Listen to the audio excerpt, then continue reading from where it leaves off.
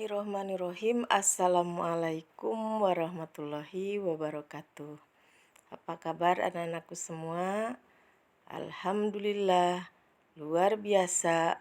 Allahu Akbar. Alhamdulillah di pagi hari ini mudah-mudahan kita semua dalam keadaan sehat walafiat dan selalu diberikan nikmat oleh Allah Subhanahu wa Ta'ala. Pada kesempatan pagi hari ini, sebelum kita menerangkan tentang benda padat, itu sebelumnya ada materi tentang petak umpat. Petak umpat salah satu permainan anak-anak yang selalu kita lakukan apabila sedang ada waktu senggang. Nah, ini bisa dilakukan karena membuat kita itu bahagia. Nah, bagaimana caranya bermain petak umpet itu? Mula-mula dilakukan home pimpa dulu untuk mencari siapa yang akan menjaga. Nah, setelah diketahui yang menjaganya, maka satu orang menjaga dan yang lainnya adalah mengumpat. Kemudian penjaga itu mencari anak-anak yang mengumpat. Nah, apa saja yang digunakan Peri dan teman-teman dalam bermain petak umpet? Yaitu pertama adalah home pimpa dulu. Kemudian apa benda yang digunakan dalam permainan petak umpet? Benda yang digunakan dalam permainan petak umpet yaitu peliwit. Peliwit, mungkin kalian semua tahu apa yang dimaksud dengan peliwit, yaitu alat yang bisa ditiup supaya berbunyi. Nah, setelah itu teman-teman kita itu akan mengumpat. Bagaimana bentuk benda-benda tersebut atau peluit itu?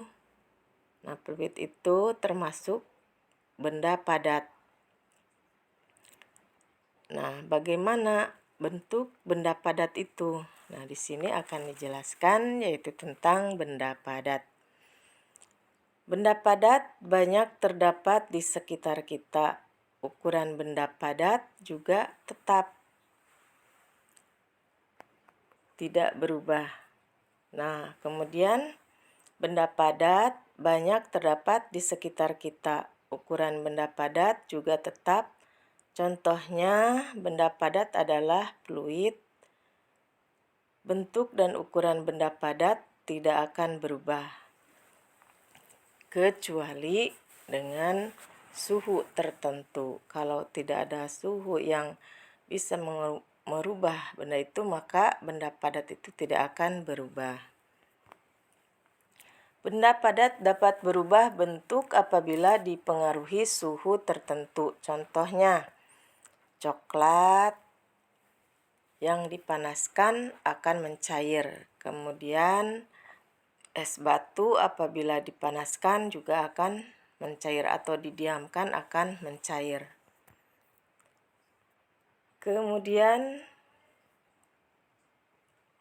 ada nama-nama benda padat. Benda padat diantaranya itu nama-nama benda. Nama-nama benda ada benda padat dan ada benda cair. Nah, di sini ada pintu. Pintu itu termasuk benda padat. Kemudian gayung. Gayung juga benda padat. Dulu sudah diterangkan bahwa benda padat dan benda cair. Benda padat adalah benda yang tidak bisa berubah kecuali dengan suhu tertentu. Nah, yang ketiga adalah air putih. Air putih termasuk benda cair. Kasur termasuk benda padat. Gelas juga termasuk benda padat. Meja adalah benda padat. Kalau minyak itu sama dengan air, yaitu benda cair. Kursi termasuk benda padat, almari juga benda padat, kompor juga termasuk benda padat. Nah, berikutnya yaitu bermain ke rumah teman. Nah, apabila kita bermain ke rumah teman, ada sopan santunnya yang harus kita lakukan. Jadi harus ada sopan santunnya.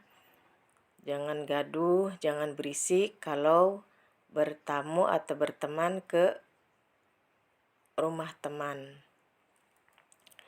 Berkunjung ke rumah teman.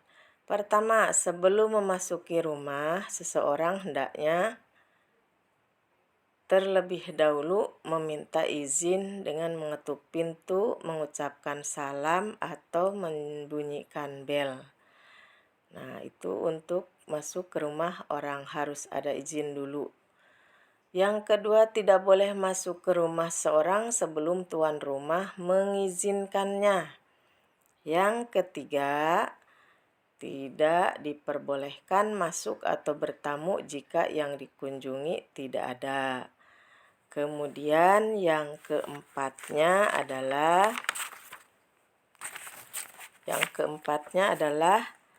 memakai pakaian yang bagus dan bersih.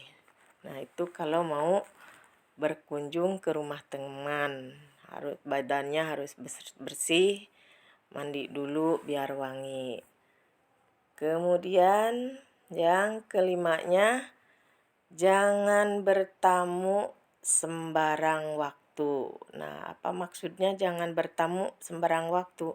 Misalnya pagi-pagi sekali udah bertamu, padahal di rumah itu banyak pekerjaan sedang dibereskan, jadi rumahnya belum bersih, masih banyak aktivitas. Nah, itu supaya tidak bertamu pada waktu-waktu yang dipergunakan untuk istirahat atau beraktivitas.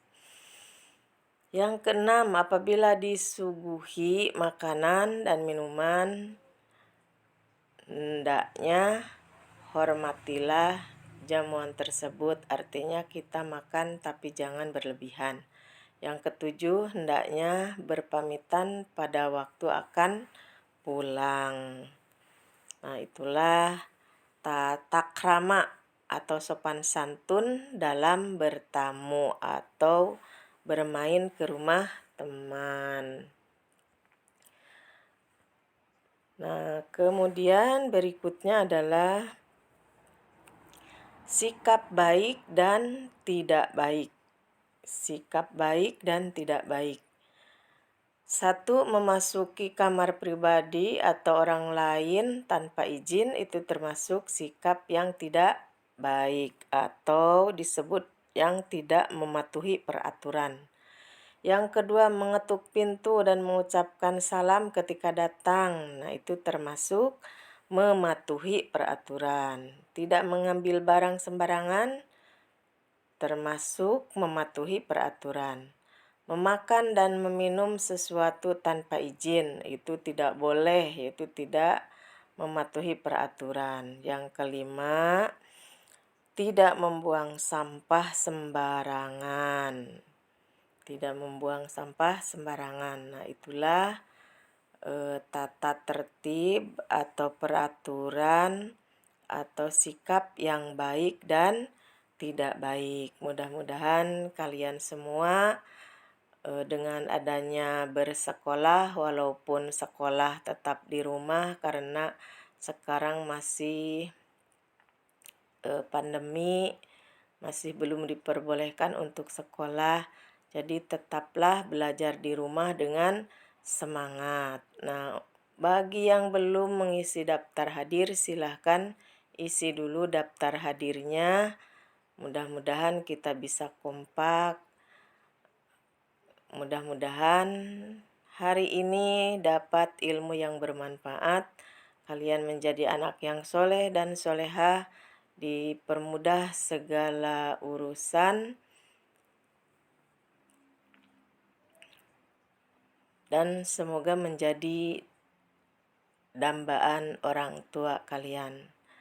Mudah-mudahan ada manfaatnya. Wassalamualaikum warahmatullahi wabarakatuh.